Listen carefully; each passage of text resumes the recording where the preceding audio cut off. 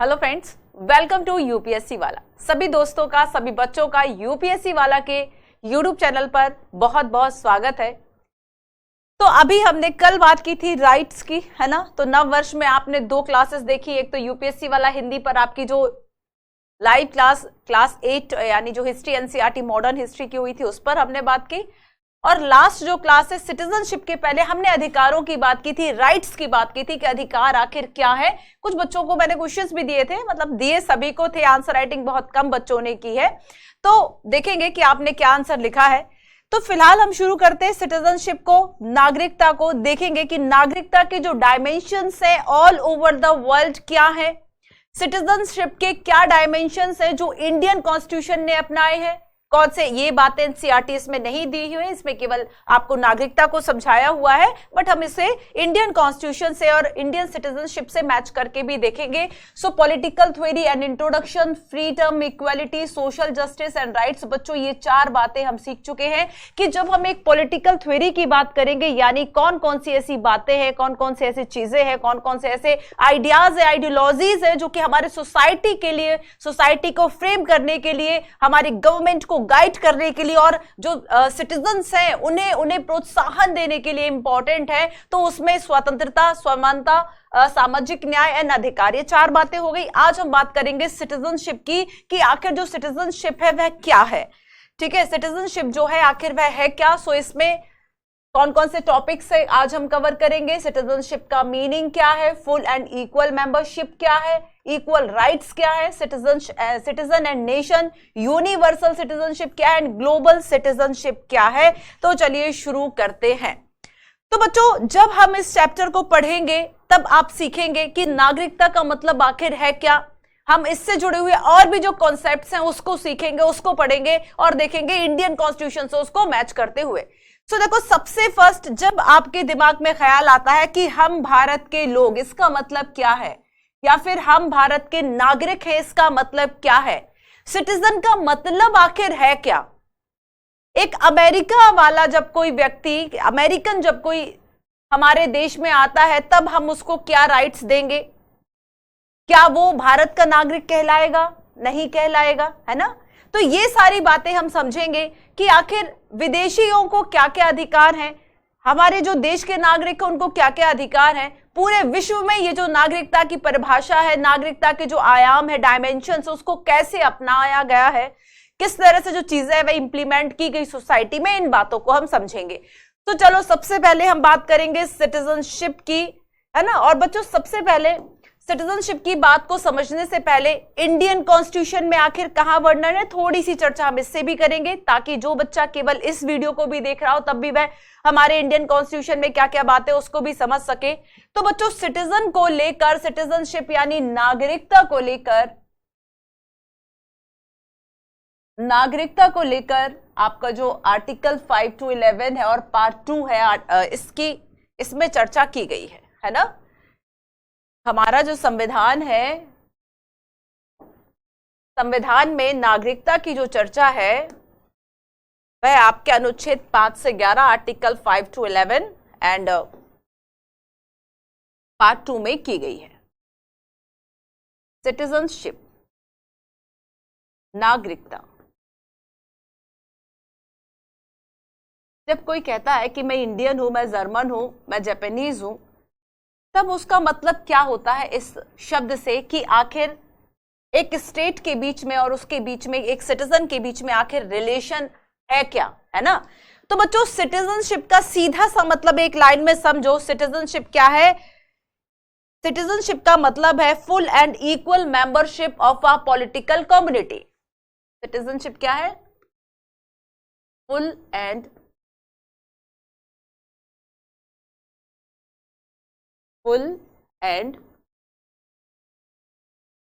Equal membership. एक तो आएगा फुल एंड इक्वल मेंबरशिप, है ना, पूर्ण और समान सदस्यता। किसकी सदस्यता, पूर्ण और समान सदस्यता, पर किसकी, तो किसी पॉलिटिकल कम्युनिटी की, है ना। पूर्ण और समान सदस्यता मिल जाए, और इसके अलावा किसकी, तो बच्चों पॉलिटिकल कम्युनिटी, एक राजनीतिक इकाई।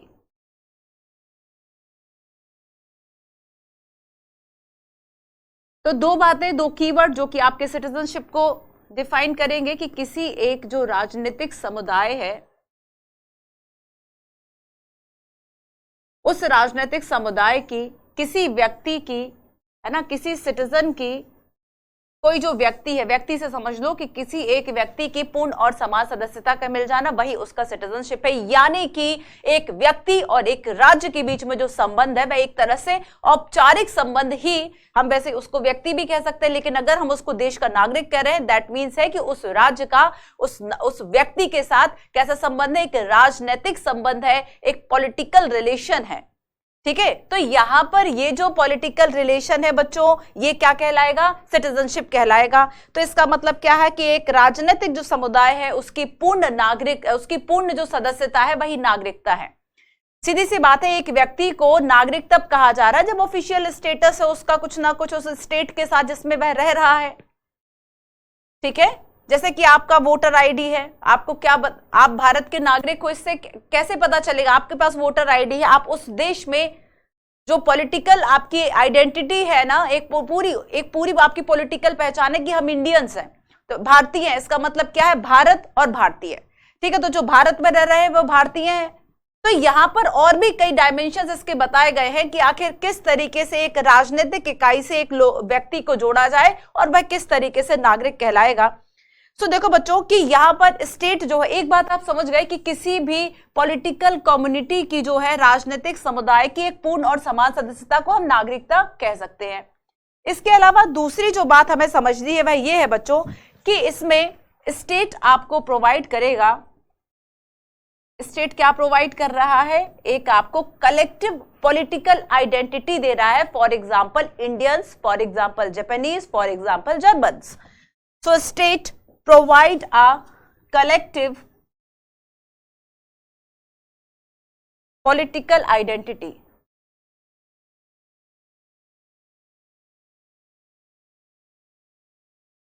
और केवल पॉलिटिकल आइडेंटिटी नहीं दे रहा है आपको कलेक्टिव रूप से, बल्कि बच्चों ये कुछ अधिकार भी देता है ना, एंड राइट्स।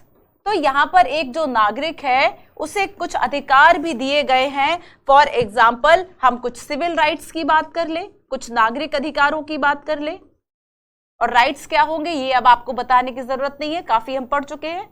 राइट्स का मतलब क्या है, राइट्स का मतलब है एक व्यक्ति का, एक पर्सन का अपनी सोसाइटी से, अपनी गवर्नमेंट से, किसी अन्य सिटीजन से ऐसे क्लेम, ऐसे दावे जो कि रीजनेबल हो, साथ ही सोसाइटी उसको रिकॉग्नाइज करे एंड सैंक्शन्ड बाय लॉ हो, भाई लिखे हुए हो आपके कानून में, उसको हम अधिकार कहते हैं। ये बात हम अब तक पढ़ चुके। तो बच्चों सिविल राइट्स जो है, ठीक है, for example freedom of speech, freedom of speech, freedom of speech किस में आ गई, फ्रीडम ऑफ एक्सप्रेशन में आ गई।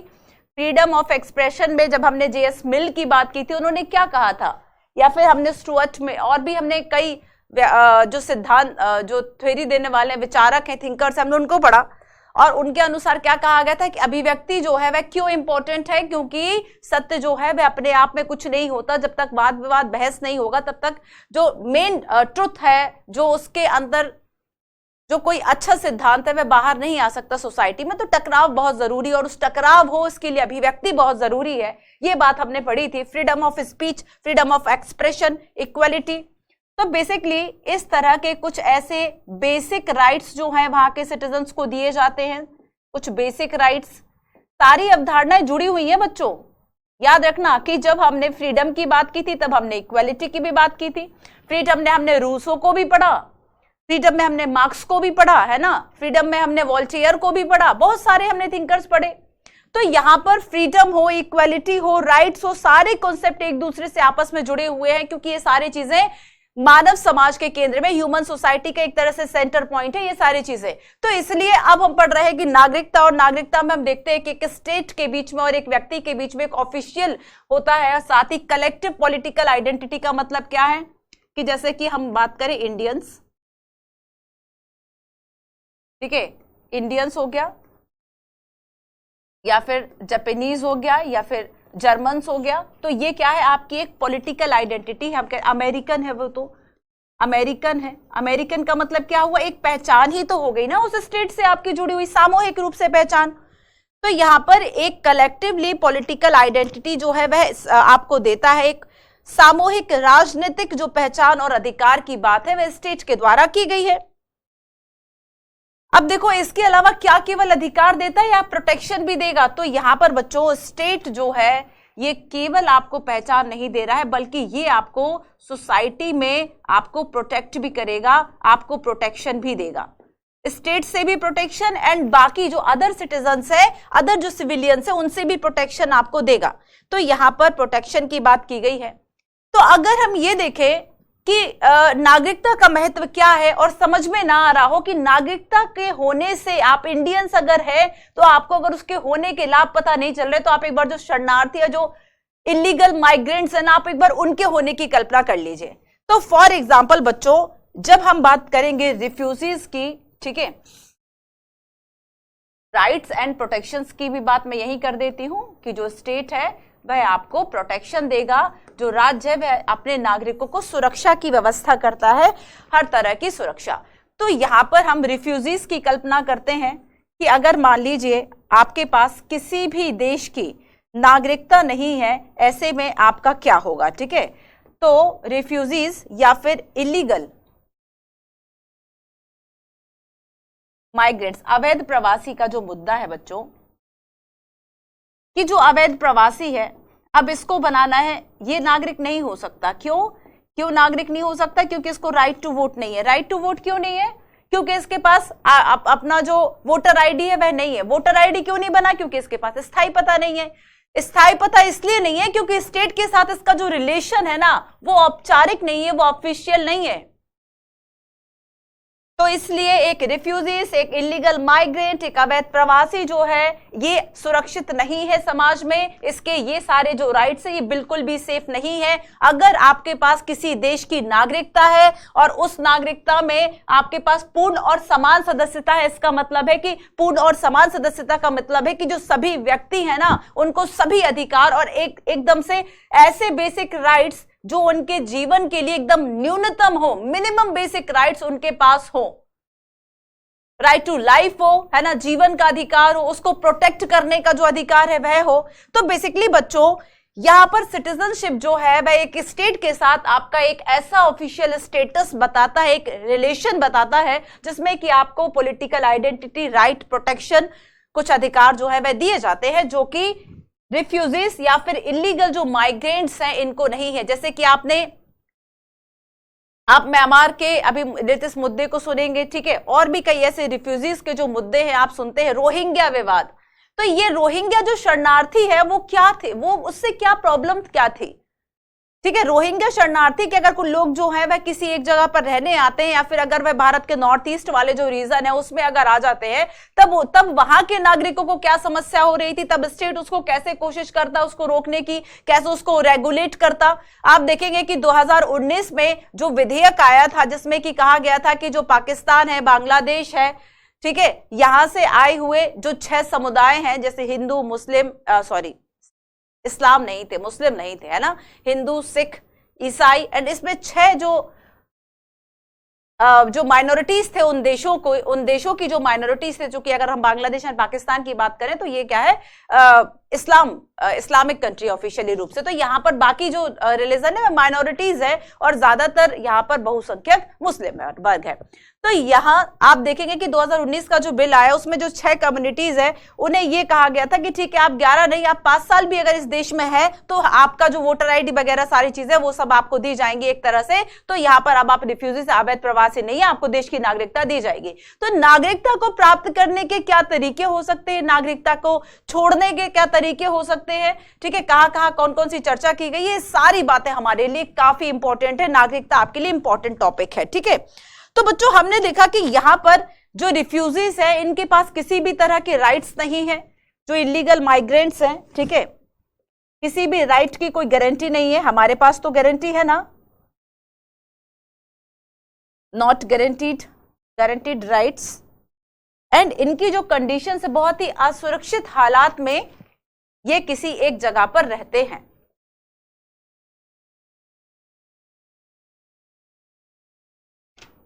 अब इसके अलावा देखो कुछ और बातें करते हैं, उसके बाद हम चलेंगे इंडियन कॉन्स्टिट्यूशन की बात हम करेंगे थोड़ा सा रुक के। तो बच्चों जो सिटीजनशिप है ना, अब आगे एक और बात हम समझेंगे। सिटीजनशिप जो है वह केवल राज्य और व्यक्ति के बीच का संबंध नहीं दिखाता, केवल स्टेट एंड जो लोग हैं वहां के उनके बीच का केवल रिलेशनशिप नहीं है, बल्कि साथ साथ बच्चों जब हम फ्रेंच रेवोल्यूशन की बात करेंगे, फ्रेंच रेवोल्यूशन 1789, इसमें क्या बात की गई थी? इसमें इक्वल सिटीजनशिप की बात की गई और साथ ही साथ इक्वल सिटीजनशिप के अलावा इसमें अधिकारों की बात की जाती है, राइट्स की बात की जाती है कि सभी व्यक्ति जो है वह समान होंगे। इक्वालिटी की बात की गई थी। क्या है फ्रेंच रेवोल्यूशन का स्लोगन? लास्ट हम कई बार पढ़ चुके हैं इसको, इक्वालिटी में भी एंड राइट्स में भी। और साथ ही बच्चों एशिया एंड अफ्रीका में भी, है ना, ये तो फ्रेंच रेवोल्यूशन की बात हो गई। इसके अलावा हम पूरे विश्व में बात करें जब, तो एशिया और अफ्रीका के कई ऐसे देश थे जो कि ब्रिटिश कॉलोनी थे, एशिया एंड अफ्रीका, है ना। तो यहां पर ये ब्रिटिश उपनिवेश थे। उपनिवेश का मतलब क्या होता है? कॉलोनियल का मतलब क्या होता है? तो आपको पता है ये ब्रिटिश कॉलोनी थे। कॉलोनियल जो यहाँ पर रूल था, इसमें इक्वल सिटीजनशिप नहीं थी। इक्वल सिटीजनशिप का मतलब होता है इक्वल राइट्स नहीं थे सभी नागरिकों को, और इसके लिए काफी जो संघर्ष है वह एक लंबा संघर्ष हुआ इस चीज को पाने के लिए, इस मूल्य को पाने के लिए। ठीक है, तो यहां पर आगे चलते हैं और हमें किस बात को समझनी है कि जो सिटीजनशिप है ये रिलेशनशिप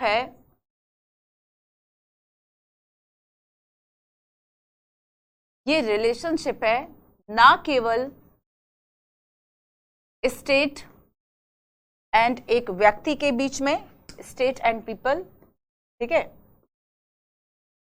इन दोनों के बीच में रिलेशन है, बल्कि जो अदर सिटीजन्स है, सिटीजन एंड सिटीजन्स, है ना, तो जो बच्चों जो बाकी नागरिक हैं इन दोनों के बीच में भी एक जो रिलेशन है उसको भी डेवलप करता है।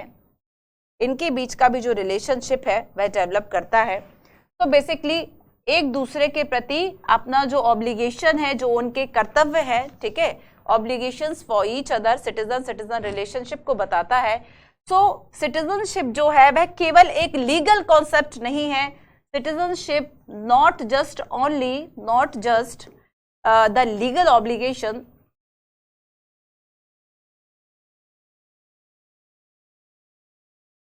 केवल एक लीगल ऑब्लिगेशन नहीं है, बल्कि याद रखना कि एक मोरल ऑब्लिगेशन भी है, एक मोरल ऑब्लिगेशन भी है।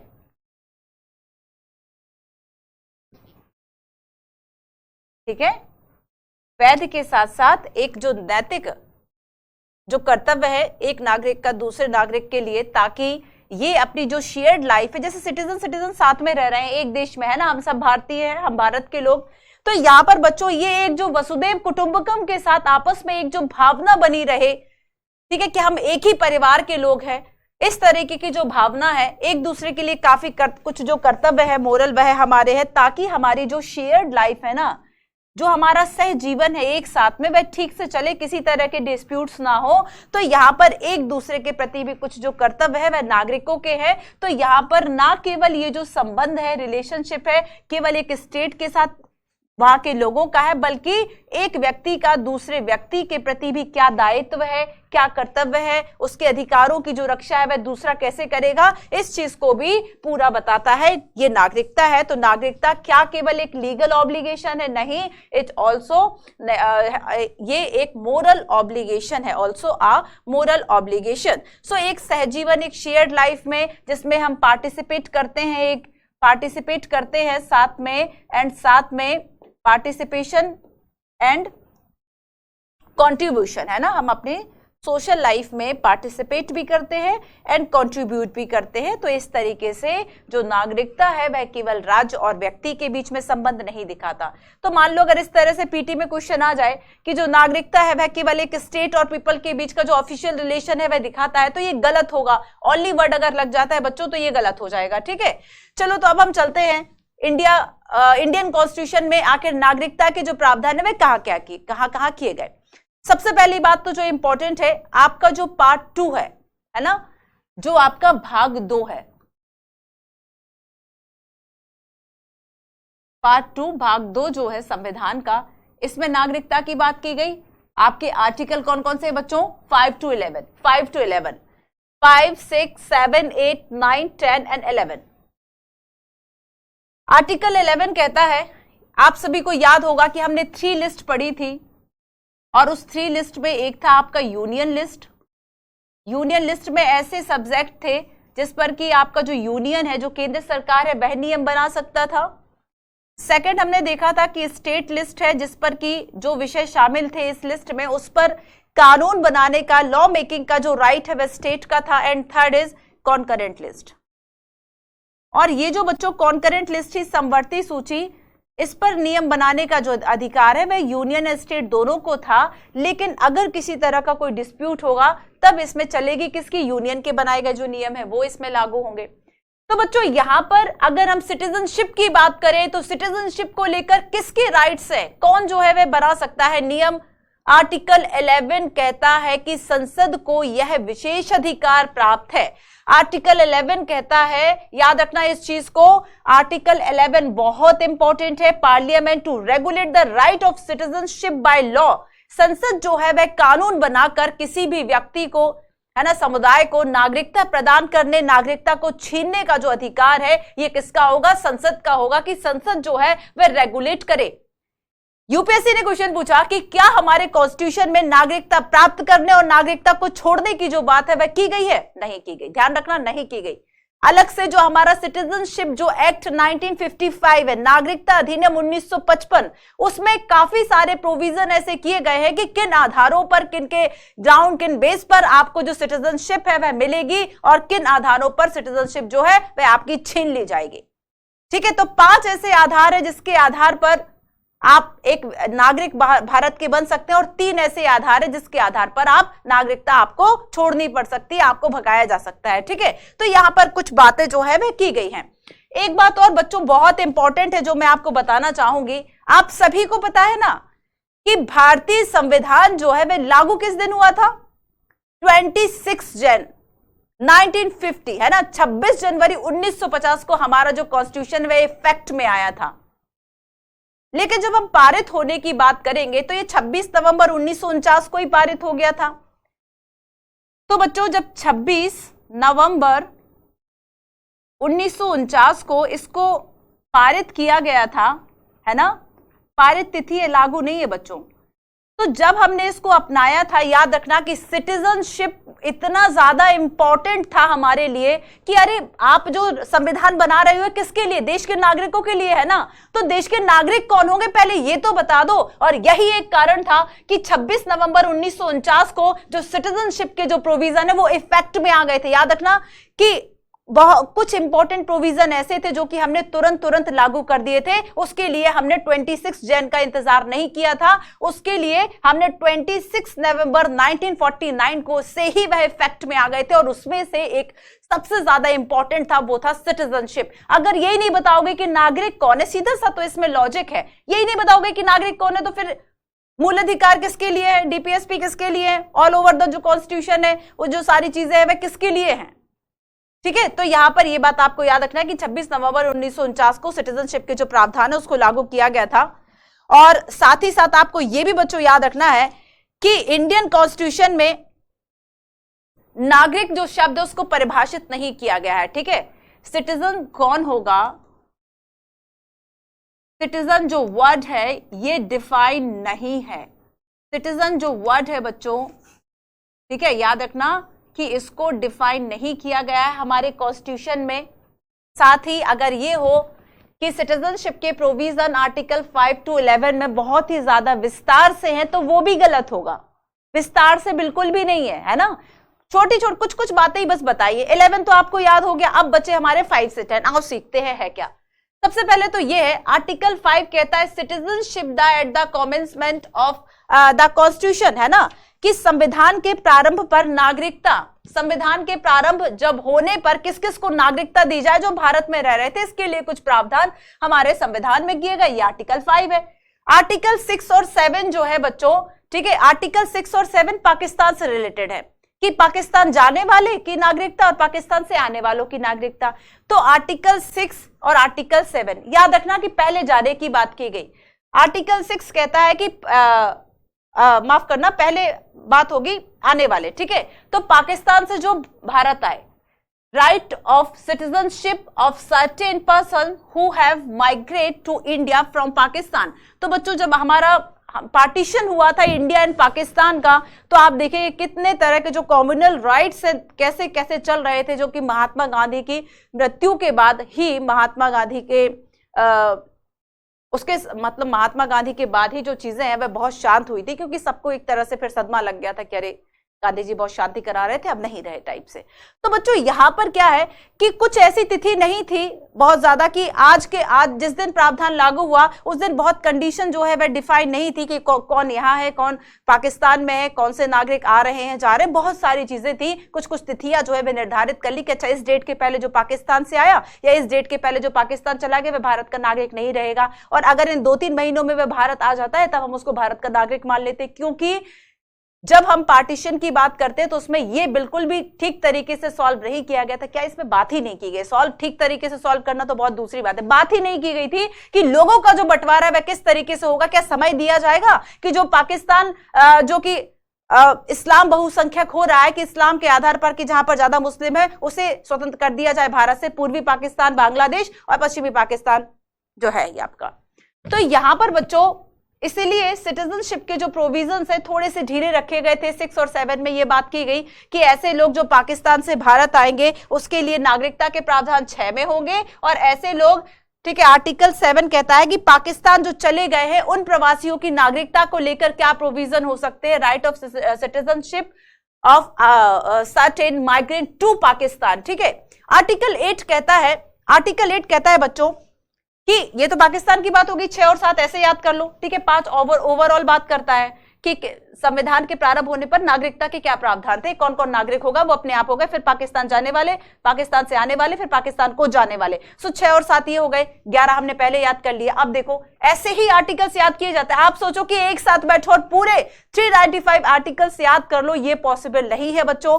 तो जैसे जैसे आप कोई टॉपिक पढ़ते गए वैसे वैसे ही आपको जो आर्टिकल्स है वह याद करते रहने हैं, ठीक है। तो जैसे कि आपने सबसे पहले 11 को पढ़ लिया कि आर्टिकल 11 आपका कहता है कि पार्लियामेंट इसको रेगुलेट करेगा, और ये भी हमने जान लिया कि सिटीजनशिप जो है वह आपका यूनियन लिस्ट का सब्जेक्ट है ना, केंद्र को विशेष अधिकार है, स्पेशल राइट है कि वह सिटीजनशिप को लेकर जो लॉ है, रूल्स है, रेगुलेशंस है उसको बना सके। तो आर्टिकल 5 कहता है कि भाई संविधान के प्रारंभ होने पर क्या नागरिकता के लॉ है, ठीक है, कौन कौन सिटीजन होगा। 6 और 7 की बात हो गई, 8 की बात हो गई। अब अच्छा 8 की बात अब रह गई, right to citizenship of certain person of India origin residing outside India. तो बच्चों ऐसे भी लोग हैं जो कि भारत के बाहर रह रहे हैं, जिसे हम भारतीय मूल का कह सकते हैं, खैर वो दूसरा कॉन्सेप्ट है। तो भारत के बाहर अगर कोई व्यक्ति रह रहा है तो उसके लिए सिटीजनशिप के क्या प्रोविजन है, ये 8 कहता है। अब हमारे बच्चे 9 एंड 10, तो आर्टिकल 9 कहता है कि कौन सा ऐसा व्यक्ति है, ठीक है, अगर वह स्वेच्छा से किसी विदेशी राज्य की नागरिकता को प्राप्त कर ले तो वह भारत का नागरिक नहीं रह जाता है। तो भारत का नागरिक नहीं होगा person voluntary acquiring citizenship of a foreign state not to be citizens. तो बच्चों अगर मान लीजिए कोई अमेरिका गया, चाहे एजुकेशन के लिए हो या फिर वह एम्प्लॉयमेंट के लिए हो, रोजगार के लिए हो, जॉब के लिए हो, और अगर उसने अमेरिका की जो नागरिकता है वह ग्रहण कर ली तो वह भारत का नागरिक अपने आप नहीं रहेगा, ठीक है। तो आर्टिकल 9 इसकी बात करता है कि अगर किसी जो पर्सन है उसने एक्वायर कर लिया किसी अदर स्टेट की सिटीजनशिप तो वह भारत का नागरिक नहीं है। आर्टिकल 10 कहता है कि संसद के द्वारा बनाए गए किसी भी कानून के प्रावधानों के अधीन अगर कोई व्यक्ति आ रहा है तो वो नागरिक माना जाएगा, ठीक है। तो यहाँ पर continuance of the right of citizenship, तो यहाँ पर आर्टिकल 10 इसकी बात करता है। तो इस तरीके से 5 to 11 आपके लिए बहुत इंपॉर्टेंट है। एक बात और सुनो बच्चों, आपको याद होगा कि हमारे एकल नागरिकता का प्रावधान है, सिंगल सिटीजनशिप, एकल नागरिकता।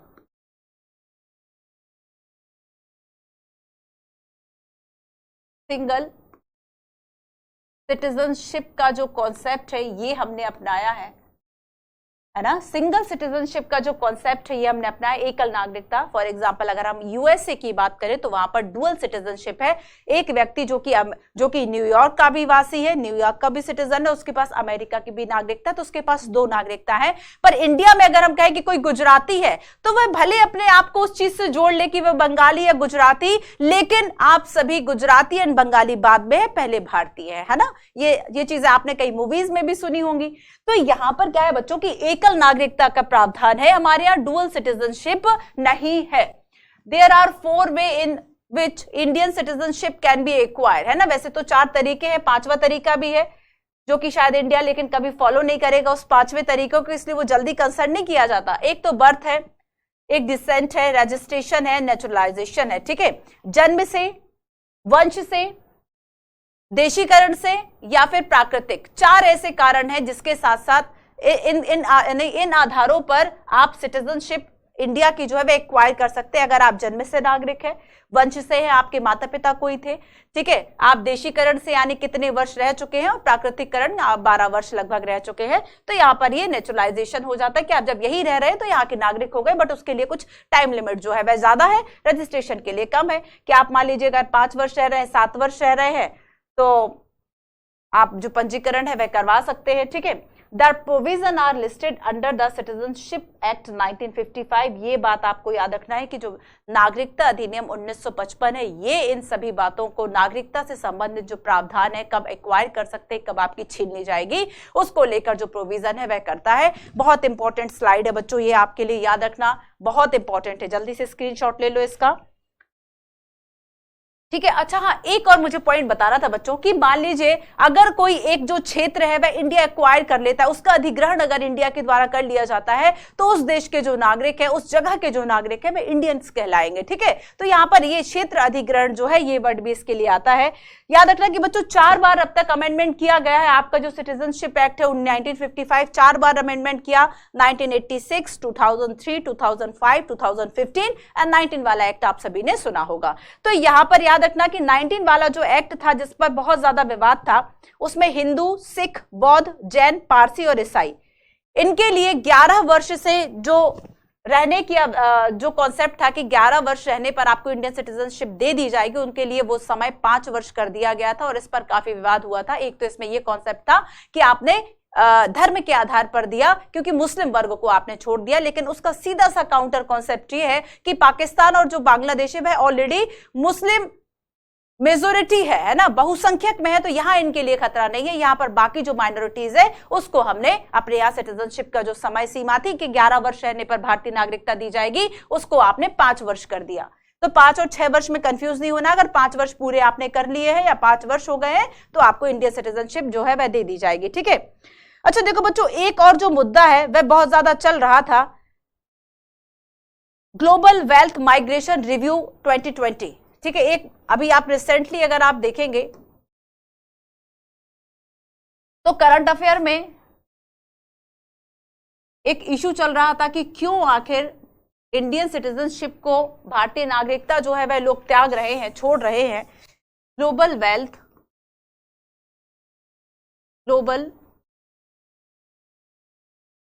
Wealth migration review,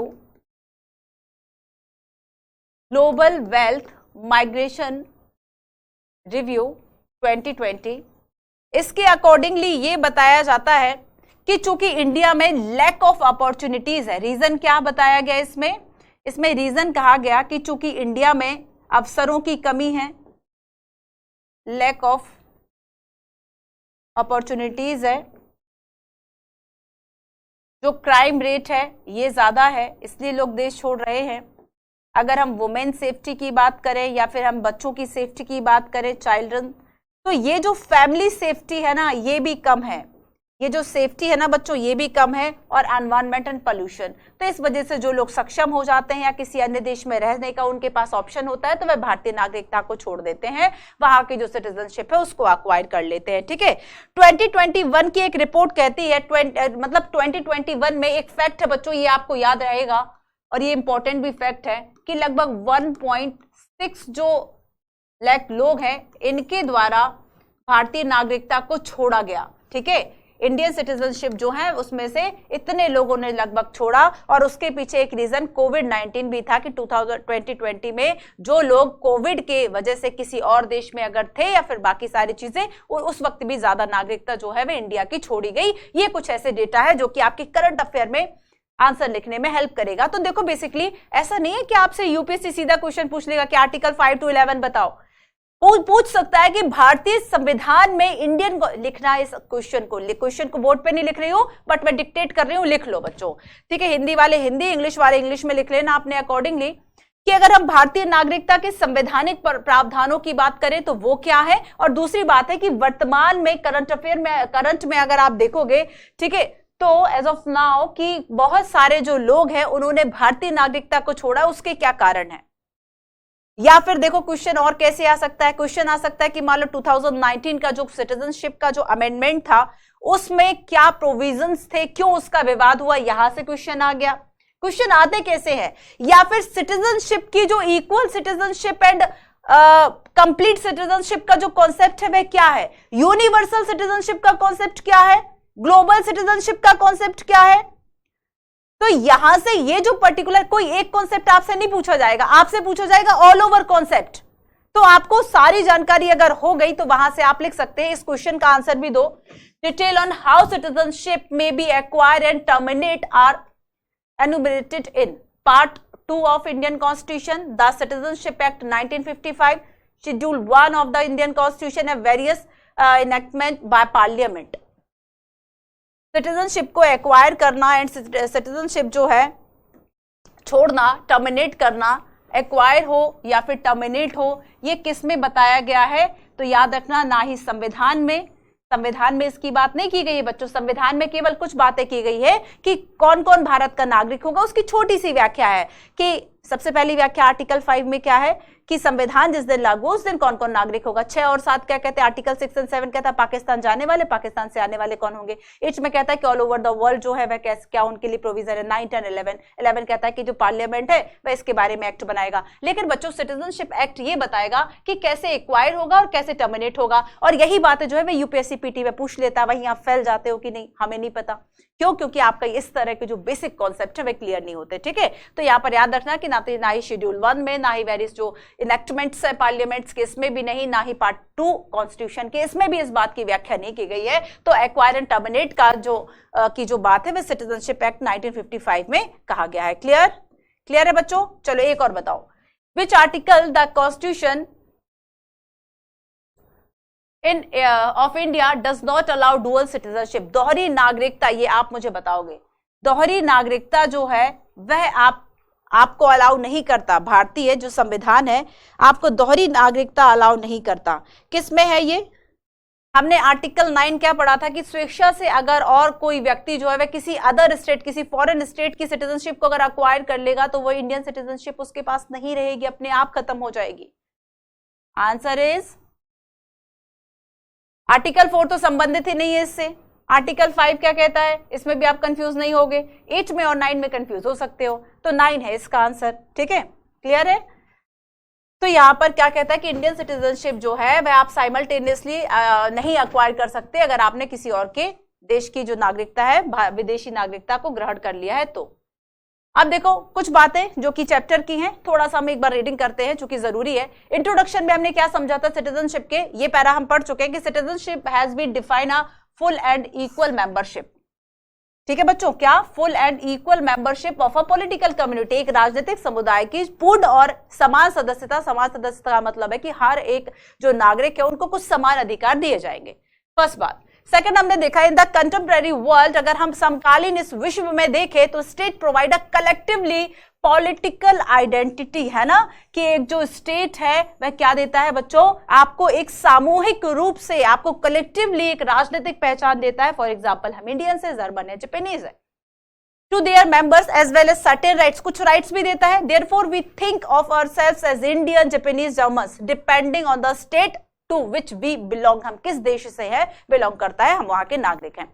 Citizens expect certain rights for their state as well as help and protection wherever they may travel. तो बच्चों यहाँ पर याद रखना कि एक जो भारतीय नागरिक है वह केवल अधिकार नहीं चाहता बल्कि वह अपने स्टेट से हेल्प एंड प्रोटेक्शन भी चाहता। फॉर एग्जांपल अगर आप अमेरिका में जाओगे, वहां आपके लिए कोई प्रॉब्लम है, कोई इशू है, तो आप कैसे करोगे? या फिर कोविड-19 में जो लोग फंस गए थे, जो स्टूडेंट जो रशिया में मेडिकल एंड बाकी सारी चीजों में थे, पढ़ रहे थे, वो बच्चे जब फंस गए थे तब उन्होंने क्या, अगर भाई इंडियन गवर्नमेंट से गुहार नहीं लगाएंगे कि भाई हमें वापस बुला लो, या मान लो रूस यूक्रेन का विवाद छिड़ गया तो इंडियन गवर्नमेंट से कहेंगे नहीं कि हमें वापस बुला लो। आप देखेंगे कि वंदे भारत एंड बाकी कुछ कुछ जो कॉन्सेप्ट है वह आते हैं कि भाई वहां से जो हमारे सिटीजन्स फंसे हुए उनको निकाला जाए। तो यहाँ पर एक जो स्टेट है वह आपको प्रोटेक्शन देगा, चाहे आप पूरे विश्व में कहीं भी रहे। तो ना केवल राइट की बात है, ना केवल आपके एक रिलेशनशिप की बात है, ऑफिशियल रिलेशनशिप जो आप स्टेट एंड पीपल के बीच में होता है, जो कुछ सिटीजन बनाएगा, वरन आपको प्रोटेक्शन एंड हेल्प मांगने का जो अधिकार है वह अपने राज्य से है। ठीक है, हेल्प मांगने का जो अधिकार है वह आपके राज्य से है। और फुल एंड इक्वल मेंबरशिप की भी बच्चों हमने बात की कि इसका मतलब क्या है, one of the right guarantee to citizen in our country and in many other is freedom of movement. बहुत सारे ऐसे जो आंदोलन है वह इस चीज को लेकर चलते हैं। फॉर एग्जाम्पल हमने फ्रेंच रेवोल्यूशन की बात कर ली, फॉर एग्जाम्पल हमने अफ्रीका एंड एशिया की बात कर ली। ठीक है, अब देखो कि बच्चों पूर्ण और समान सदस्यता में दो बातें इंपॉर्टेंट हैं। समझते हैं हम इस टॉपिक को, full and equal membership. Full and equal membership, सारे ही कॉन्सेप्ट को हम इंडियन कॉन्स्टिट्यूशन के जो आर्टिकल्स हैं सिटीजनशिप के से रिलेटेड एंड कॉन्सेप्ट से रिलेटेड उनके साथ जोड़ते हुए पढ़ेंगे। देखो आपका आर्टिकल 19, आपका article 19(1) D E and G, article 1(e), article 1(g) and 19(1)d, D E and G. देखो बच्चों आर्टिकल 19(1)d क्या कहता है? ये कहता है कि आप विश्व नहीं, देश की सीमा में कहीं पे भी आप स्वतंत्र रूप से आ जा सकते हो, मूव फ्रीली की बात की गई है, overall Indian territory. Article 19(1)e की हम बात करें, इसमें कहा गया है कि भाई आप वहां पर बसने के लिए, घूमने के लिए आप स्वतंत्र है। तो यहां पर आपको क्या राइट दिए गए हैं बच्चों? Reside and settle. और तीसरा जो अधिकार है 19(1)g आपको प्रैक्टिस एंड प्रोफेशन की बात करता है। ठीक है, हम इन तीन से समझने की कोशिश करेंगे कि पूर्ण जो सदस्यता है वह क्या है। प्रोफेशन एंड ऑक्यूपेशन का अधिकार है, कहीं पे भी बसने का अधिकार है। 1(e) कहता है, डी कहता है आपको कहीं भी आने जाने की स्वतंत्रता है पूरे देश पे। तो अगर आपको पूरे देश में रहने की स्वतंत्रता है तो इस स्लोगन का क्या अर्थ है कि मुंबई जो है वह मुंबई वालों की है। आप देखेंगे कि लास्ट आई थिंक अभी ये आपका 23 शुरू हो गया, 2021 के आसपास आप देखोगे कि कई इस तरह के जो विवाद है वह चले और वहां से जो लेबर्स है उनको भगाया गया। ठीक है, जो बिहार एंड यूपी के जो वहां पे वर्कर्स थे, जो माइग्रेंट्स थे, जो काम करने के लिए गए थे, उनको वहां से भगाया कि भाई आप लोग जो है वह यहाँ से जाओ। ठीक है, इस तरह से कुछ ऑफिशियल जो बातें हैं वह भी कही गई। तो क्या इस तरह की बातें करना इक्वल मेंबरशिप को प्रमोट करेगा? नहीं करेगा, डेफिनेटली नहीं करेगा, है ना। तो हम equal membership and full membership को इंडिया के कॉन्सेप्ट से ही समझेंगे बच्चों। तो बेसिकली होता क्या है कि अगर म्यांमार में आप देखोगे कि रोहिंग्या जो विवाद है वह पूर्व नॉर्थ ईस्ट में ज्यादा क्यों था, और जो बाकी लोगों को जब मेंबरशिप दी जाती है, जो नॉर्थ ईस्ट के स्टेट है वो ज्यादा विरोध इस चीज का क्यों करते हैं, तो उसके पीछे रीजन है। अब देखो बच्चों ये रीजन क्या हो सकते हैं। तो हमारे यहाँ दो बातें होती, कह रही ये तो बाहरी है, ये तो हमारा वाला है, या फिर ये बाहरी है, दूसरे जो राज्य है या दूसरी जगह से आया, दूसरी कम्युनिटी से है। तो बच्चों एक डिवीजन होता है एक किसी भी सोसाइटी में, मान लो कि ये जो है वह इनसाइडर है, हमारे बीच का है, मुंबई वाला है, और एक ये जो है ये बाहर से आया है, आउटसाइडर है। ठीक है, एक जो है वह क्या, जिसे हम कह सकते हैं भीतरी और बाहरी। तो ज्यादातर ये जो डिवीजन है बच्चों ये बढ़ जाता है और समटाइम ये हिंसा का रूप भी ले लेता है, और वहां के लोगों को मान लीजिए मार के भगाया जाए। इस तरह के वॉयलेंट के लिए, इस तरह की अगर प्रॉब्लम्स होती है, डिस्प्यूट्स होते हैं, तब इसे रिजॉल्व करने के लिए क्या प्रोविजंस हो सकते हैं, क्या इसके लिए स्टेट करेगा। तो बच्चों ये जो डिवीजन है कि कैसे हम एक जगह पर जाने के लिए लड़ जाएं, या फिर दूसरे जो है वहां से आपको अपने स्वार्थवश, अपने पर्सनल इंटरेस्ट को देखते आपको वहां से भगा दे कि आपके होने से हमारे यहाँ जो रिसोर्सेज है उस पर ज्यादा दबाव पड़ेगा। फॉर एग्जाम्पल हम मुंबई की धारावी बस्ती की बात भी करेंगे आगे। ठीक है, तो यहां पर देखो बच्चों कि जब हम देखेंगे कि ये जो डिवीजन है, ठीक है, ये जो डिवीजन है, ये जो अंतर है वह और ज्यादा बढ़ जाता है अगर जो सुविधाएं हैं वह कम हो।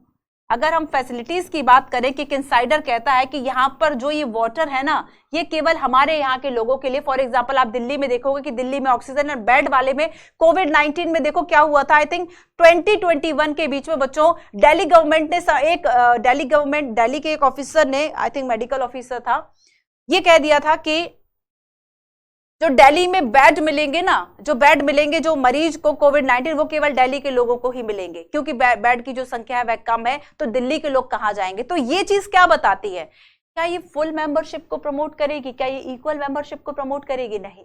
तो यहां पर बच्चों इस तरह की जो फैसिलिटीज है, फॉर एग्जाम्पल हम मेडिकल केयर की बात कर ले, मेडिकल केयर की बात कर ले, एजुकेशन की बात कर ले। मान लो आपके घर में मेहमान आ जाते हैं, ठीक है, आपके पास उतनी ही चीजें हैं जो कि आप और आपकी जो फैमिली है वह यूज कर सकती है। तो इसके अलावा आपको क्या लगता है कि आप अपने यूज की जो चीजें हैं वे सामने वाले को दोगे, कब तक दोगे, कितना लिबरल होगे, कितना उदार बनोगे? एक ऐसा समय, एक ऐसा पॉइंट तो आएगा जब आपको लगेगा कि नहीं, ये जो वस्तुएं हैं, ये जो यूज है, जब जैसे ही कंफ्लिक्ट शुरू होता है ना कि अब या तो तुम खाओगे या तो हम, तो फिर हम सोचेंगे कि नहीं, हम अपनी फैमिली को करेंगे, तुम यहाँ के हो, तुम यहाँ से जाओ। तो इसी तरह की जो बातें बच्चों जब एक सोसाइटी में होंगी तो इस तरह की फैसिलिटीज है, वाटर है, मेडिकल केयर है, एजुकेशन है, नेचुरल रिसोर्सेज है, जब हमें लगता है कि दूसरा क्यों यूज करे, हमारे लिए है ये जगह, हम ही इसको यूज करेंगे, ठीक है, वाटर हो गया, वहां की जमीन हो गई, तो बच्चों इस पे रिस्ट्रिक्ट कर दिया जाता है इस आउटसाइडर की एंट्री को। ये जो आउटसाइडर है ना बच्चों, इसकी एंट्री को रिस्ट्रिक्ट किया जाता है, प्रोहिबिटेड किया जाता है।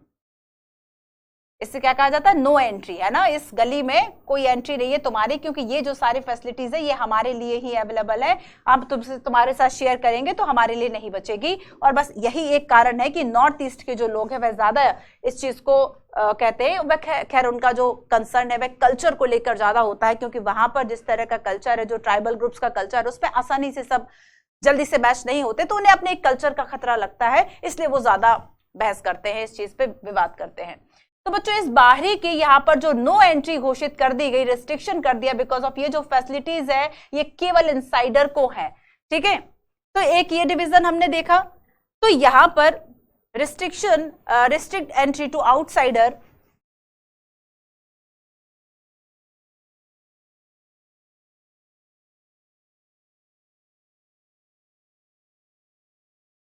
क्योंकि आपकी जो फैसिलिटीज है ये क्या है बच्चों? लिमिटेड है। अच्छा चलो यही लिख देती हूँ, जो आपकी ये जो फैसिलिटीज है ये कैसी है? सीमित है, लिमिटेड है। और इसी लिमिटेशन की वजह से आपने क्या किया कि ये जो आउटसाइडर है इनके लिए नो एंट्री कर दिया।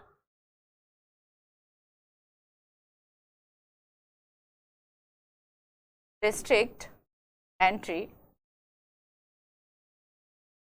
To outsider, restrict entry to outsider. For example Mumbai वालों के लिए है ना, मुंबई कर सुना होगा आपने, ये जो स्लोगन है मुंबई फॉर मुंबईकर्स। तो इस तरह के एग्जाम्पल्स याद रखना कि ये इक्वल मेंबरशिप का जो सिद्धांत है इसको प्रमोट नहीं करते। तो चूंकि जब हमारे देश में हम 3 बातों से समझेंगे, पहली बात तो ये है कि अगर हम ये देखें कि आप पूरे देश में कहीं भी आने जाने की स्वतंत्रता हो, आपको पूरे देश में कहीं भी वो सभी अधिकार आपको मिले जो कि आपको अपनी जगह पर मिल रहे हैं, यही इक्वल मेंबरशिप है। तो ये इक्वल मेंबरशिप, आपने इस कॉन्सेप्ट को समझ लिया। अब आगे क्या कहते हैं बच्चों कि फुल एंड इक्वल मेंबरशिप का मतलब है, आओ इसकी थोड़ी सी 2 लाइन्स हम लिख लेते हैं चूंकि इंपॉर्टेंट है बच्चों।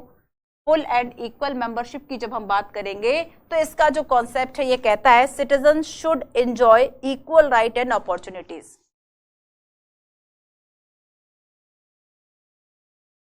Citizens should enjoy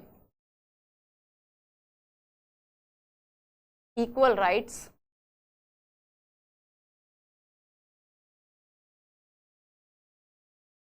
and citizenship. ठीक है, वो देश में कहीं भी रहे जो, और जब इसी अवधारणा को हम पूरे विश्व से जोड़ देते हैं तब हम कहते हैं ग्लोबल सिटीजनशिप या यूनिवर्सल सिटीजनशिप। तो यहाँ पर एक जो सिटीजन है बच्चों, ये पूरे देश में या पूरे उस जगह पर, उस टेरिटोरी में आने जाने के लिए, कहीं पे भी रहने के लिए स्वतंत्र है। और यही बात क्या है, इसे ही इक्वल मेंबरशिप कहेंगे। उसके पास राइट्स भी हैं और उसके पास अपॉर्चुनिटीज हैं। नो डजंट मैटर कि वह पुअर है या फिर वह रिच है, उसके पास समान अवसर अवेलेबल हैं। तो साथ में एक बेसिक राइट्स जो है वह आप सभी को प्रोवाइड करें। बेसिक जो राइट्स है वो आप सभी को दे, है ना। इस तरीके का ये जो आपने कॉन्सेप्ट यहाँ पर देखा ना, ये एग्जाम्पल नहीं होना चाहिए। ये जो आपका एग्जाम्पल है ना कि आपने जो एंट्री है वह रेस्ट्रिक्ट कर दी बाहरी लोगों के लिए, ये एग्जाम्पल शूट नहीं करता है इक्वल मेंबरशिप को। तो यहाँ पर जब सभी जो लोग हैं उन्हें समान अधिकार हो, अवसर हो, डजंट मैटर कि वह पुअर है या रिच है, तो इन्हें बेसिक राइट्स एंड जो बेसिक फैसिलिटीज है बच्चों, ये तो मिलनी ही चाहिए। ठीक है, जो बेसिक राइट एंड फैसिलिटीज है ये तो मिलनी ही चाहिए। और यहाँ पर अगर हम 3 बातों को समझें, पहली बात है कि अगर हमने अपने संविधान में कहा है कि आपको कहीं भी आने जाने का अधिकार है, आर्टिकल 19(1)(d) है ना, ये आपके एनसीईआरटी में नहीं दिया लेकिन आपको पढ़ना तो है ही बच्चों, तो हम यही समझ लेते हैं चीजों को। तो आर्टिकल 19(1)(d) क्या कहता है, फ्रीडम ऑफ मूवमेंट की बात करता है। तो जब हम गमनागमन की बात करेंगे, गमनागमन हिंदी वर्ड इसके लिए, ठीक है, फ्रीडम ऑफ मूवमेंट। तो अगर आपको कहीं भी आने जाने की स्वतंत्रता है तो आपको सारे अधिकार जो है वह मिलने चाहिए। फॉर एग्जाम्पल अगर हम प्रवासियों की बात करें, अगर एक व्यक्ति शिक्षा के लिए, अवसर के लिए दूसरी जगह पर जाता है, दिल्ली आ रहा है, मुंबई जा रहा है, तो फिर उसको वहां के लिए अधिकार मिलने चाहिए। ये कहती है इक्वल मेंबरशिप का कॉन्सेप्ट। सेकंड कहता है बच्चों कि लोगों की जो टेंडेंसी है ना वह डिफ्रेंशिएट करती है किस चीज को, कि मान लीजिए एक बहुत ही ज्यादा, अगर एक स्किल पर्सन जो है वह आपकी जगह पर आ रहा है, आपके यहाँ आ रहा है, या फिर जो माइग्रेट है वह नॉन स्किल्ड है, ठीक है, वह पुअर है अपनी स्किल में, तो आपको जैसे मान लो कोई कंपनी, सीधी सी बात है कि कोई कंपनी मान लो आपके यहाँ आ रही है जो कि पैसा लगाएगी और सारी चीजें, वह पावरफुल है, लेकिन वो वहां की तो नहीं थी ना, कहीं और से आके उसने वहां प्लांट लगा लिया। आपको पता है कि आपको जो है वह अवसर मिलने वाले और अपॉर्चुनिटीज मिलने, तब आपने ये नहीं कहा कि नहीं ये प्रवासी यहाँ क्यों डेवलपमेंट करेंगे, अपनी ही जगह डेवलपमेंट करें। तो हमने सारे कॉन्सेप्ट को अपने इंटरेस्ट के अकॉर्डिंगली मोल्ड कर लिया, मोड़ लिया अपनी तरफ। तो और वहीं पर कोई और अगर ऐसा बंदा आ रहा है जो कि मान लो यूपी और बिहार का है, या फिर एमपी या छत्तीसगढ़, किसी से भी आता है, वह महाराष्ट्र में, आप देखोगे कि सबसे ज्यादा लोग महाराष्ट्र में जा रहे हैं क्योंकि वहां पर रियल एस्टेट ज्यादा डेवलप हो रहा है, वहां पे जो वर्कर्स हैं उनकी ज्यादा कमी है, ज्यादा लोग चाहिए वहां पर काम करने के लिए, घरों में काम करने के लिए ज्यादा लोग चाहिए। तो इस वजह से बच्चों कि अगर कोई पुअर या फिर अनस्किल्ड व्यक्ति जो है आपका ड्राइवर बनने के लिए या फिर आपके घर में सर्वेंट है, साफ सफाई के लिए आ रहा है, आपके कपड़े धोने के लिए आ रहा है, तो इस तरह के जो लोग हैं उनको क्या बेसिक राइट्स आपने दिया है, फैसिलिटीज दी है। तो ये इक्वल मेंबरशिप का आपका कॉन्सेप्ट होगा कि आपने, सोसाइटी ने यहां पर भेद कर लिया, सोसाइटी ने यहां पर आप भेद कर लिया कि अगर कोई स्किल्ड पर्सन आ रहा है तब तो आप बहुत खुश है कि अरे कोई पहुंचा हुआ डॉक्टर था और उसने यहां पर जो हॉस्पिटल है आप ओपन किया, उसकी कोई ब्रांच ओपन की, तब तो आप खुश है उस ब्रांच में। लेकिन अगर कोई और वर्कर आ रहा है जो कि पुअर है, अनस्किल्ड है, तब आपको परेशानी होगी।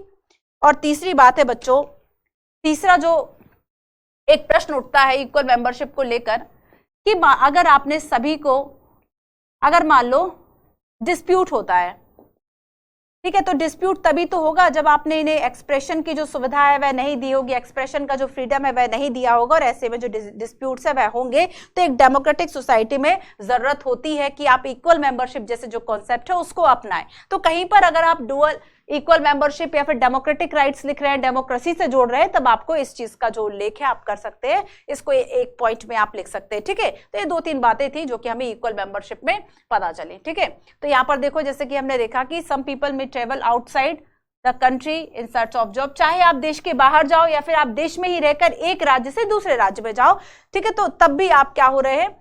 तो यहाँ पर बच्चों चूंकि local peoples against so many job going to people from outside the area sometime at lower wages, तो इस वजह से कि मान लो जो जॉब्स है वे किसी और को जा रही, हमारे यहाँ के लिए नहीं है। तो इस आप देखेंगे कि बीच में एमपी गवर्नमेंट, एमपी पीएससी जो बच्चे देते होंगे उन्हें पता होगा कि गवर्नमेंट ने ये कह दिया था कि अब आपके लिए एमपी का रोजगार पंजीयन जो है वह जरूरी होगा, और उसके लिए कुछ ऐसी शर्त थी एमपी में रहने वाली, और इस तरह की जो शर्तें हैं वो क्या करती है, वह सीमित करती है कि हमारे यहाँ के जो लोग हैं या फिर हम स्टेट के लोगों के लिए इतने % जो सीट है वह पीएससी में रिजर्व कर देंगे।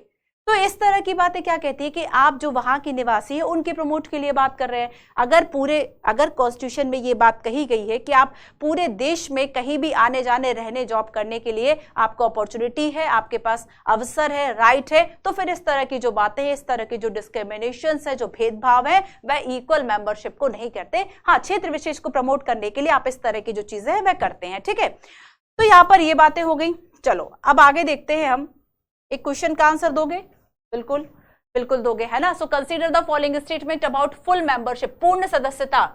पूर्ण सदस्यता, full membership is a political community means that he she enjoy all civil rights only. This means that he she agree to abide by the rules and regulations of the society. क्या अगर हम political community में full membership का मतलब केवल civil rights मिलना है या फिर इसके अलावा social rights and political rights की बात की जाती है? तो ओनली लिखा ना बच्चों। दिस मीन ये बात बिल्कुल सही है कि रूल एंड रेगुलेशंस जो है वह एग्री कर जाता है उस चीज से। सो करेक्ट होगा ऑप्शन नंबर बी। ठीक है, ऑप्शन नंबर जो बी है ये इसमें करेक्ट होगा। अब देखो बच्चों, एक बात और हम समझते हैं, इक्वल मेंबरशिप का एक और कॉन्सेप्ट है। द टर्म इक्वल मेंबरशिप, समान सदस्यता, रेफर टू अफेक्ट, है ना। समान सदस्यता के लिए दो बातें, that all citizen have the same right, सभी लोगों को, सभी नागरिकों को समान अधिकार होंगे। Nobody is treated unfair because of their caste, religion, region और जेंडर। तो यहां पर इक्वल मेंबरशिप का मतलब क्या होगा? इक्वल मेंबरशिप का मतलब क्या होगा? इसका मतलब होगा बच्चों कि ये दोनों ही बातें बिल्कुल सही हैं। ठीक है, ये दोनों ही जो बातें हैं वह बिल्कुल सही लिखी हुई है कि वह वहां के जो नागरिक हैं उनको समान अधिकार होगा और उनसे बिल्कुल भी अनफेयरली जो ट्रीट है वह नहीं किया जाएगा उनकी वंश, जाति या धर्म के आधार पर। तो ऑप्शन नंबर जो सी है ये इसका सही आंसर है। क्लियर? अब देखो, अब हम चलते हैं नेक्स्ट कॉन्सेप्ट की तरफ। आपको यहाँ पर ये जो डायग्राम, जो चित्र दिख रहा है बच्चों, ये धारावी बस्ती का है। ठीक है, धारावी बस्ती का है। और अभी हम यहाँ पर बात करते हैं इक्वल राइट्स की, इक्वल सिटीजनशिप एंड इन सब की बात हमने कर ली। अब हम थोड़ी सी जो चर्चा है वह बात करेंगे किसकी? इक्वल राइट्स की। और इक्वल राइट्स में सबसे अच्छा एग्जांपल आपको समझाने के लिए यही है, इक्वल राइट्स, समान अधिकार।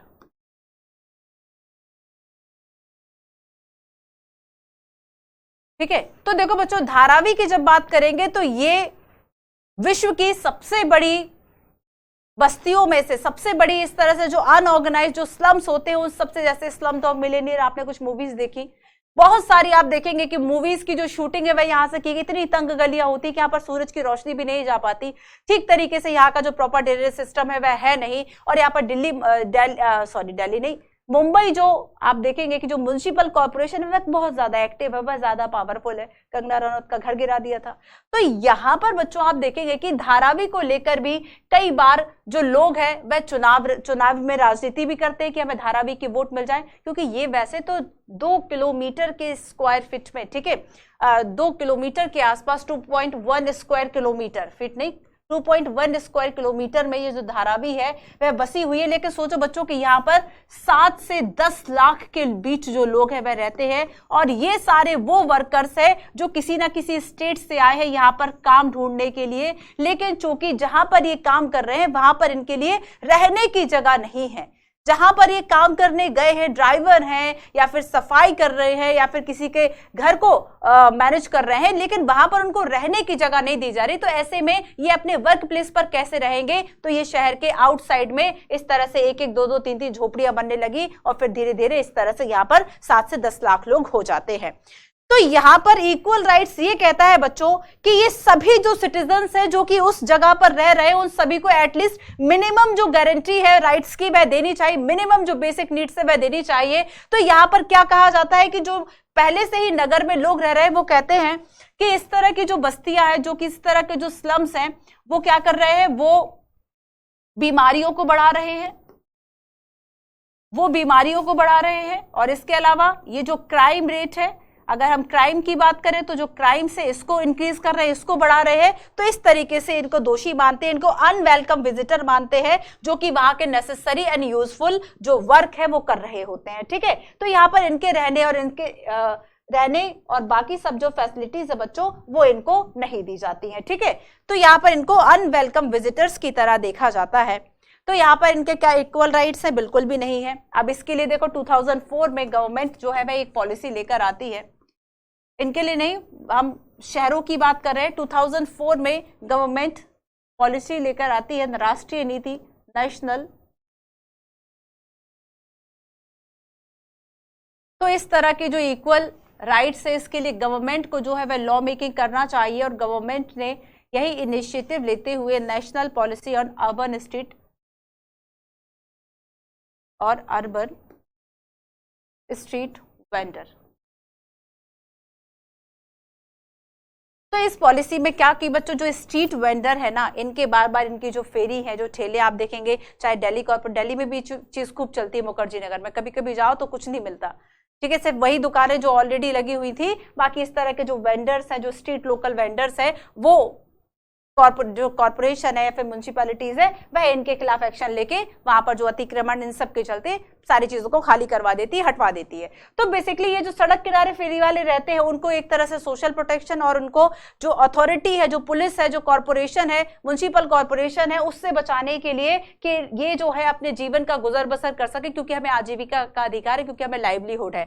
तो मान लो आपको बच्चों यूपीएससी में मेंस में इस तरीके का क्वेश्चन आ जाए कि इस तरह की जो पॉलिसीज है, ठीक है, कैसे आप एक जो सामाजिक न्याय, जो सोशल जस्टिस है, सोशल जस्टिस से भी आप इसको जोड़ सकते हैं, इस तरह के जो स्ट्रीट वेंडर्स है इनको कैसे आप अधिकार देंगे? क्या इनके राइट्स नहीं है? अगर ये वहां पर रह रहे हैं तो इनको लाइवलीहुड, आजीविका का अधिकार है ना, इनको अपना पेशा चलाने का, जो भी ये काम कर रहे हैं उसका अधिकार है इनको। तो ऐसे में क्या अगर पुलिस मान लो इन फेरी वालों के जो ठेले वह जब्त करके ले जाती है, तो क्या ये इनके अधिकारों का हनन नहीं है? बिल्कुल है ना, बिल्कुल है। और इसी से बचाने के लिए गवर्नमेंट जो है वह ये नीति लेकर आती है। ठीक है, अब देखो बच्चों कि एक सोशल एक्टिविस्ट थी ओल्गा टेलिस, ठीक है, और इनके द्वारा एक पीआईएल जो है वह दायर की गई थी। अब मैं बात करती हूं आपसे एक बार फिर धारावी की। ठीक है, तो यहाँ पर एक पीआईएल जो है पब्लिक इंटरेस्ट लिटिगेशन, जनहित याचिका हम पहले पढ़ चुके हैं ना, कि किसी सार्वजनिक हित को लेकर अगर आपने कोई बात उठाई है तो और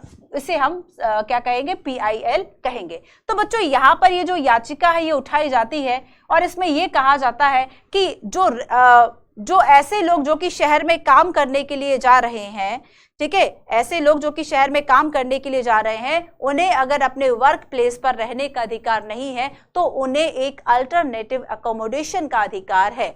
और यही अल्टरनेटिव अकोमोडेशन ये धारावी बस्ती है। और यहाँ पर ये जो पीआईएल है ये दायर की गई थी अगेंस्ट मुंबई म्युनिसिपल कॉर्पोरेशन। ठीक है, ये जो पीआईएल है बच्चों ये 1985 में दायर की गई थी against Mumbai corporation.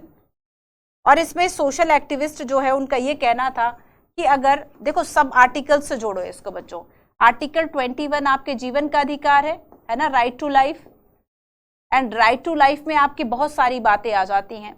Right to life में आपको हेल्थ का भी अधिकार है, राइट टू लाइफ में आपको वाटर का भी अधिकार है। तो यहाँ पर राइट टू लाइफ की बात करें तो सुप्रीम कोर्ट के द्वारा आजीविका का जो अधिकार है, जो लाइवलीहुड है, आजीविका का अधिकार इसमें शामिल माना गया, और साथ ही अल्टरनेटिव अकोमोडेशन की जो व्यवस्था है, ठीक है, कि अगर आपका जो वर्क प्लेस है आपको वहां रहने की जगह नहीं मिल रही तो आप वैकल्पिक जगह पर रह सकते हैं, झोपड़पट्टी बनाकर भी, इस चीज का आपको अधिकार है क्योंकि वो आपके काम से जुड़ा हुआ है। ठीक है, तो यहाँ पर अल्टरनेटिव अकोमोडेशन का जो राइट है वो उपलब्ध कराया जाए, शहर में या शहर के बाहर उपलब्ध कराया जाए, ये बात सुप्रीम कोर्ट के द्वारा कही जाती है। ये 1985 का कॉन्सेप्ट है। ठीक है, तो यहाँ पर ये दो बातें हमने समझी कि एक तो गवर्नमेंट ने national policy urban street vendor, और दूसरा हमने ये सोशल एक्टिविस्ट वाली बात कर ली 1985 की पीआईएल की। तो इस तरह की चीजें सोशल जस्टिस के लिए और इक्वल राइट्स के लिए ज्यादा जरूरी होती हैं। ठीक है, तो इक्वल राइट्स का जो कॉन्सेप्ट है, देखो बच्चों एक और कॉन्सेप्ट है नागरिकता, समानता और अधिकार का, टीएच मार्शल का, उसे और हम समझते हैं, वो आपके लिए इंपॉर्टेंट है।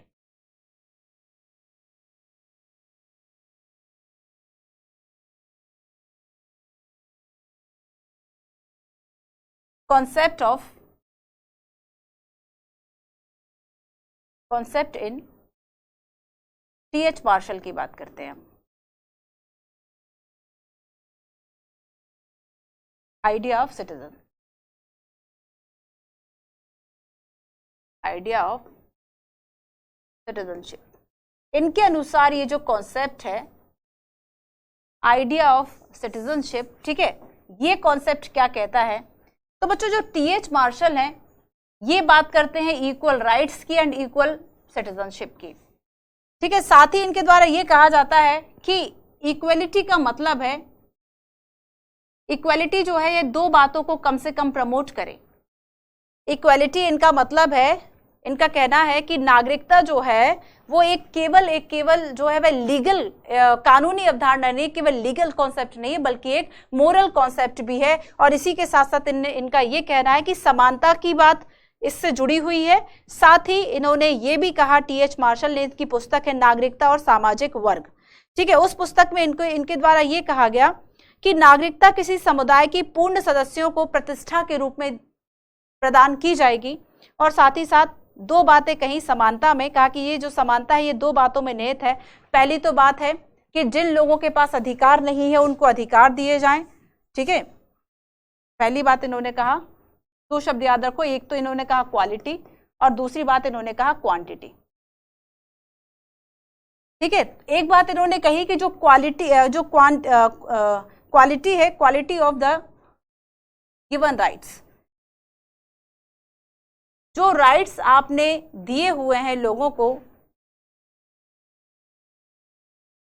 ठीक है, इनकी बढ़ोतरी होती रहनी चाहिए।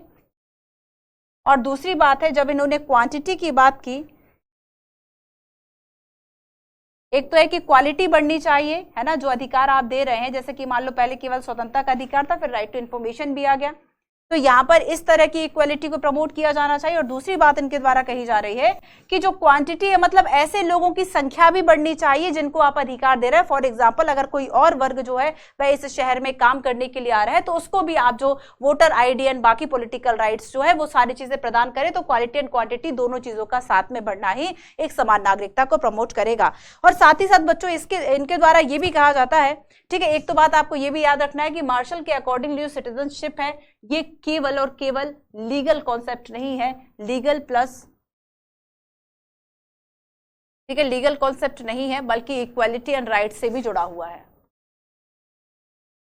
इक्वालिटी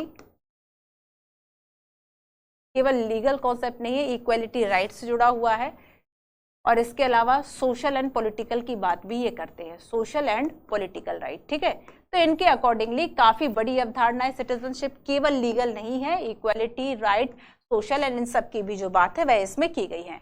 अब देखो बच्चों, तीन कॉन्सेप्ट हम समझते हैं, सिविल, पॉलिटिकल एंड सोशल। इन्होंने कहा कि कुछ सिविल राइट्स होंगे,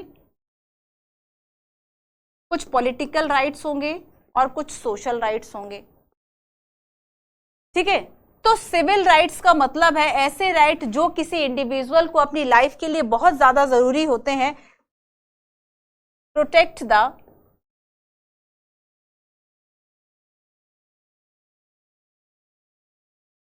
कल क्वेश्चन पूछूंगी बच्चों इससे संबंधित। सिविल राइट का मतलब क्या है? ऐसे अधिकार जो कि आपके जीवन को, किसी व्यक्ति की जो लाइफ है उसको बचाने का काम करे, है ना, सुरक्षा दे। So protect the individual life, liberty, property, जैसे स्वतंत्रता का अधिकार, संपत्ति का अधिकार, ये सिविल में एक तरह से। जब हम पॉलिटिकल की बात करते हैं इसका मतलब है बच्चों enable to participate in the governance, भागीदारी के लिए आपको जरूरी है पार्टिसिपेट, एक ऐसी प्रोसेस है पार्टिसिपेट इन गवर्नमेंट, ठीक है। तो आपकी जो शासन व्यवस्था है उसमें भागीदारी के लिए भी आपको जो पॉलिटिकल राइट्स है वह होने चाहिए। और सोशल की ये बात करते हैं कि चूंकि सभी व्यक्तियों को एक्सेस होना चाहिए, एक्सेस टू एजुकेशन, शिक्षा की एंड रोजगार की, है ना, education and employment, education and employment. तो ये जो अधिकार है ये होने चाहिए। और इसी वजह से ये कहते हैं कि समान नागरिकता की जो अवधारणा है उसमें सिविल, पॉलिटिकल एंड सोशल, ये जो तीनों अधिकार है वह इसमें शामिल समझे जाएंगे, ठीक है। ये जो तीनों बातें हैं यह इसमें शामिल समझी जाएंगी। तो ये कुछ ऐसे कॉन्सेप्ट हैं जो कि आपके सिटीजनशिप से जुड़े हुए हैं। अब आपके दो कॉन्सेप्ट और रह गए हैं, जो कि हम नेक्स्ट क्लास में देख लेंगे, ठीक है। हम बात करेंगे कि यूनिवर्सल सिटीजनशिप क्या है और ग्लोबल जो सिटीजनशिप वह क्या है, और साथ ही हम देखेंगे नेशनलिज्म का जो कॉन्सेप्ट है वह क्या कहता है। तो आज की क्लास में हमने सीखा कि सिटीजनशिप का मतलब क्या है, कि किसी एक जगह की, किसी एक पॉलिटिकल कम्युनिटी जहां आप रह रहे हैं वहां के राजनीतिक समुदाय की पूर्ण और समान सदस्यता, जहां पर आपको कुछ राइट्स दिए जाए, जहां पर आपको प्रोटेक्शन दी जाए, गवर्नमेंट आपकी हेल्प करे। तो यहां पर एक कलेक्टिवली पॉलिटिकल जो आइडेंटिटी एंड राइट्स है इसकी बात की गई है, ठीक है। तो साथ ही देखो कि जैसे कि हम अवैध प्रवासियों की बात करते हैं, ये एक मुद्दा इसमें आता है कि ये जो है जो अवैध प्रवासी है, इलीगल माइग्रेंट्स है, रिफ्यूजीज है, आप रोहिंग्या समुदाय की बात कर ले, उनकी प्रॉब्लम्स की बात कर ले, वो करंट अफेयर से रिलेट करके आपको पूछा जा सकता है। इन्हें किसी राइट्स की गारंटी नहीं है, तो हमें कई तरीके के जो राइट और प्रोटेक्शन है वह मिलनी चाहिए। फ्रेंच रेवोल्यूशन हो, एशिया अफ्रीका में कॉलोनियल रूल को लेकर जो फ्रीडम के लिए बातें की गई, इक्वल सिटीजनशिप को पाने के लिए, इक्वल राइट्स को पाने के लिए। रिलेशनशिप है, जो सिटीजनशिप है ना वो केवल स्टेट और पीपल के बीच में नहीं है, बल्कि एक सिटीजन और दूसरे सिटीजन के बीच में रिलेशन, ताकि ये अपनी जो शेयर्ड लाइफ है, जो एक साझी इनकी जिंदगी है, उसमें पार्टिसिपेट और कंट्रीब्यूट कर सके एक सोसाइटी में। इसके लिए कुछ कर्तव्य ना केवल एक राज्य के, एक स्टेट के अपने सिटीजन्स के लिए होंगे, बल्कि एक सिटीजन के दूसरे सिटीजन अपनी सोसाइटी के लिए पूरा होंगे, ठीक है। तो not just the legal obligation बल्कि मोरल ऑब्लिगेशंस जो है वह भी इसमें कहलाएंगे। और हमने सबसे ज्यादा इंपॉर्टेंट, जो कि आपके इस चैप्टर में दिया हुआ नहीं है बच्चों, बट हमें पढ़ना था कि नागरिकता को लेकर, सिटीजनशिप को लेकर इंडियन कॉन्स्टिट्यूशन में कहां-कहां प्रोविजन किए गए हैं। तो हमने देखा आर्टिकल 5 to 11 तक बात की गई है, और पार्लियामेंट इसको रेगुलेट करेगी फाइनली, और ये यूनियन लिस्ट का सब्जेक्ट है ना, संघ सूची का विषय है, ध्यान रखना। 26 नवंबर 1949, वैसे तो 26 जन 1950 को बहुत सारे जो अधिकार, सारी पूरे संविधान लागू ही उस दिन से हुआ था, लेकिन जब पारित हो गया था संविधान, वो तिथि क्या है आपका 26 नवंबर है ना संविधान दिवस। तो यहाँ पर बच्चों लेकिन हमने सिटीजनशिप के जो प्रोविजंस थे वह हमने इसी दिन लागू कर दिए थे, ठीक है, याद रखना इस चीज को। तो हमने देखा कि इंडियन सिटीजनशिप कैसे आप अक्वायर करोगे, कैसे आपको टर्मिनेट किया जाएगा, ये बात सिटीजनशिप एक्ट 1955 में की गई है। और साथ ही हमने देखा कि आर्टिकल 19 एक तरह से आपको अलाउ नहीं करता कि आप डुअल सिटीजनशिप जो है वह ले, क्योंकि अगर इंडियन सिटीजनशिप के अलावा आप किसी और फॉरेन कंट्री की जो सिटीजनशिप उसको साइमल्टेनियसली अगर होल्ड करते हो, आपकी इंडियन सिटीजनशिप जो है वह चली जाएगी। डुअल सिटीजनशिप है ना, कहीं के नहीं रहोगे। तो यहाँ पर डुअल सिटीजनशिप को अलाउ नहीं करता। तो यहाँ पर हमने फुल एंड इक्वल मेंबरशिप की भी बात कर ली, कि इसका मतलब होता है कि जो भी व्यक्ति उस जगह रह रहे हैं उन्हें समान रूप से अधिकार दिए जाए। इनसाइडर और आउटसाइडर का कॉन्सेप्ट हमने देखा कि मान लो एक जगह पर फैसिलिटीज लिमिटेड है, वाटर, मेडिकल केयर, एजुकेशन, तब आप लड़ जाते हो एक आउटसाइडर से कि नहीं ये तो हमारे लिए, हम तुम्हें नहीं देंगे। सबसे ज्यादा आपने अपने फैमिली में या फिर ये सारी चीजें बहुत देखी होंगी है ना, कि जो चीज हमारे लिए, संपत्ति के विवाद क्या है कि ये चीज जो है ये हमारे लिए ही है, ये चीज जो है वह हमारे लिए है, इसे हम तुमसे शेयर नहीं कर सकते, मुंबई जो है वह मुंबई वालों की है ना। तो यहाँ पर रिस्ट्रिक्ट कर दो जब आप एंट्री आउटसाइडर की। तो ये सारी बातें, जैसे रोहिंग्या विवाद, वो दो देशों के बीच का हो गया, एक तरह से दो कम्युनिटी जो एक देश की नहीं है बल्कि एक दूसरे देश की भी कम्युनिटी है, वहां का विवाद हो गया। पढ़ लेना बच्चों उस विवाद को। इसके अलावा अगर हमारा कॉन्स्टिट्यूशन जो है article 19 1D, E and G की बात करता है, तो ये सारी जो चीजें हैं वह इक्वल मेंबरशिप को प्रमोट करती हैं, ठीक है। क्लियर है बच्चों? कुछ हमने क्वेश्चंस देखे, और इसके अलावा हमने धारावी की क्या बात की कि जब हम समान अधिकार की बात करते हैं तो समान अधिकार कहां पर है, मुंबई वालों के लिए क्या राइट्स है, और वहां पर जो धारावी बस्ती है उनको किस तरीके से देखा जाता है। क्या यहाँ पर मेडिकल फैसिलिटीज हैं? लोग चुनाव जीतने की कोशिश करते हैं कि जब हम जो है यहाँ पर आएंगे सत्ता में तब हम क्या करेंगे, ये जो है सारे पक्के मकान बनवा देंगे, यहाँ के बच्चों के लिए एजुकेशन, हेल्थ फैसिलिटीज, इन सब की बात। बहुत सारे सोशल एक्टिविस्ट जो है इसके लिए वर्क करेंगे। एक बार गूगल पे सर्च करना धारावी के बारे में, और फिर ये देखना आपके लिए आज का क्वेश्चन ये भी होगा, और कॉमेंट भी कीजिएगा बच्चों कि धारावी के अलावा और भी इस तरीके से जो अनऑर्गेनाइज जो बस्तियां हैं ना वो कितनी है। वर्ल्ड का डेटा देखना एक बार, ठीक है, और इंडिया का डेटा देखना। इंडिया में जो स्पेशली हम कलकत्ता की बात करें, मुंबई की बात करें, दिल्ली की बात करें, इस तरह की जो सिटीज है, जो महानगर है, उसमें ये प्रॉब्लम कितनी बड़ी हो जाती है, क्या इसके कारण है, क्या इसके निवारण है। आप याद रखना, अर्बन प्लानिंग आपका जो मेंस में, यूपीएससी के मेंस में अर्बन प्लानिंग आपको पढ़ना होता है, शहरी नियोजन है ना। जैसे कि आप देखेंगे कि जो बाढ़ का कॉन्सेप्ट है, अर्बन फ्लड, उसको लेकर यूपीएससी ने मेंस में आई थिंक 16, 17, अभी 20 के आसपास भी रिसेंटली जो क्वेश्चन है ना 18, 19 में आई थिंक, तो जो क्वेश्चन है वह पूछा एक के बाद एक, है ना, लगातार क्वेश्चन पूछे गए। तो इस तरह के कॉन्सेप्ट आपके लिए ज्यादा नए हैं, शहरी नियोजन को पढ़ना। और सबसे बड़ी शहरी नियोजन के लिए जो बस्ती है कि जो शहर के आउटस्कर्ट में, मतलब बाहर तरफ या फिर इस तरह की जो बस्तियां हैं वह बन जाती हैं, और यहाँ पर कैसे इनसे निपटा जा सकता है, गवर्नमेंट इसके लिए क्या प्रयास कर रही है, लोगों को क्या प्रयास करने चाहिए।